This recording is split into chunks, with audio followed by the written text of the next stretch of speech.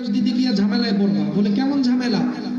দুনিয়ার ভিতরে তোমরা গরিব ছিলা, তোমাদেরকে অনেকে যাকাতের মাল দিচ্ছে, একটা লুঙ্গি দিচ্ছে, একটা কাপড় দিচ্ছে, এগুলার উসিলা দেখা বলবে তাদেরকে বাঁচানোর জন্য। এই জন্য ওইদিকে ঝামেলা করার দরকার নাই, সরাসরি এই রাস্তায় জান্নাতে চলে যাও। আল্লাহু আকবার। আবার এমন কিছু গরিব থাকবে যাদেরকে কবর থেকে ডাক দেওয়া হবে যে তাড়াতাড়ি উঠো, হিসাব দিতে হবে। তো গরিবরা ঘুম থেকে উঠবে, উঠার পর ফেরেশতাদেরকে বলবে কোথায় যাব?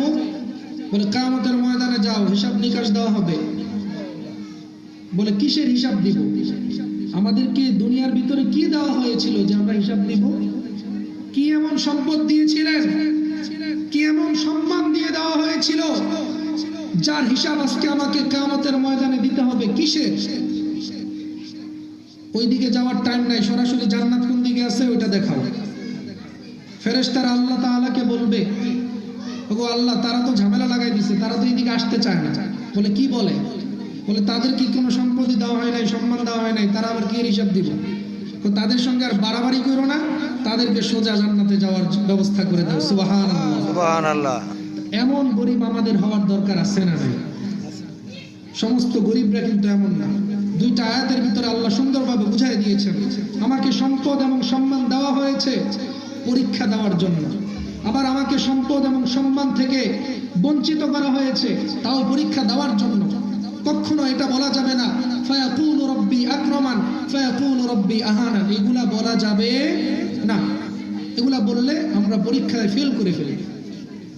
বলতেছিলাম ৫ নম্বরে ওয়াল আনআম, গবাদি পশুর প্রতি আকর্ষণ আছে না নাই? সারা বছর আমি আমার গরুটাকে লালন পালন করার পরে যখন বাজারে নেওয়া হয়, কোরবানির ঈদে যখন গরুটাকে বিক্রি করে টাকাগুলা হাতানো হয়, ওই গরুর মালিকের চোখ দিয়ে অঝরে পানি আসে না? না, অঝরে পানি চলে আসে। যদি মোহাব্বত নাই থাকতো তাহলে তার চোখের মধ্যে পানি কে দিয়েছেন?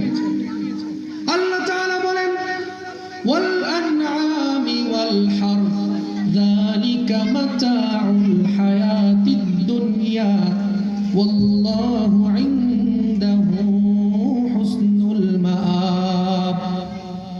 আল্লাহ তাআলা বলেন গবাদি পশুর প্রতি আকর্ষণ আমি আল্লাহ তাআলা তোমাদের অন্তরের মধ্যে দিয়ে দিয়েছি। আবার ৬ নম্বরে আল্লাহ তাআলা বলেন ওয়াল হারথ, চাষবাসের প্রতি আকর্ষণ আমি আল্লাহ তাআলা দিয়ে দিয়েছি। আমার গ্রামের বৃদ্ধ বাবাজিরা, যুবক ভাইরা এখনো পর্যন্ত সুন্দরভাবে ফজরের নামাজের পর সুন্দরভাবে লাঙল জোয়াল কাঁধে নিয়ে গরু দুইটা নিয়ে ক্ষেতের ধান ক্ষেতের ভিতরে নেমে যায়, সুন্দরভাবে চাষবাসের ভিতরে। তাদের মোহাব্বত না থাকলে বুঝি এমনি করে। এই যে মোহাব্বত, এত কষ্টের সম্পদ, এত কষ্ট করার পরে 1 মাস লাগে শুধু পরিচর্যা, আর 1 মাস লাগে শুধু ঘাসটা শুকানো, আর 3 নাম্বার মাসে যায় যদি ফল কিছুটা আশা করা যায়। এই যে এত কষ্ট, এগুলা কারণ কি? আল্লাহ তাআলা বলেন এই চাষবাসের প্রতি মোহাব্বত আমি আল্লাহ তাআলা বান্দার অন্তরে দিয়ে দিয়েছি। আল্লাহু আকবার। কিন্তু আল্লাহ তাআলা বলেন যালিকা মাতাউল হায়াতিদ দুনিয়া ওয়াল্লাহু ইনদাহু হুসনুল মাআব। আল্লাহ তাআলা সুন্দরভাবে জানায় দেয় এই যে এতগুলা মোহাব্বত তোমার অন্তরের ভিতরে আছে, সমস্ত মোহাব্বত তোমার অন্তরের মধ্যে দুনিয়ার জন্য আছে, কিন্তু এই মোহাব্বত যদি তোমরা আখিরাতের লাইনে কাজে না লাগাইতে পারো, মনে রাখবা আল্লাহু ইনদাহু হুসনুল মাআব। আল্লাহু আকবার। আখিরাতের লাইনে কাজে লাগাইতে হলে সমস্ত মোহাব্বতের সময় তোমার মনে রাখতে হবে আমি যেই মোহাব্বত আর ভালোবাসা আমার অন্তরের মধ্যে লালন পালন করতেছি, এই মোহাব্বত আর ভালোবাসার পরে তো আমাকে আল্লাহ তাআলার কাছে ফিরে যাইতেই হবে। কিন্তু আল্লাহ তাআলা বলেন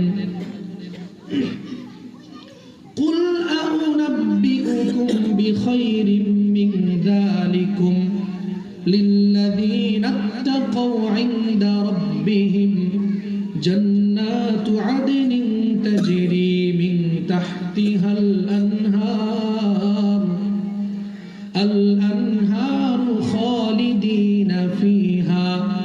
وأزواج مطهرة ورضوان من الله والله بصير بالعباد الله أكبر আল্লাহ তাআলা বলেন বান্দারে এই যে এত মহব্বত তোমার অন্তরে দিয়েছি মনে রাখবা এই যে জিনিসগুলা তোমার সামনে আছে তার চাইতে উত্তম জিনিস আমি আখিরাতের মধ্যে রেখে দিয়েছি কিন্তু তার চাইতে সুন্দর সুন্দর যেই বস্তুগুলো আমি আখিরাতের মধ্যে রেখে দিয়েছি তোমার স্ত্রীর চাইতে সুন্দর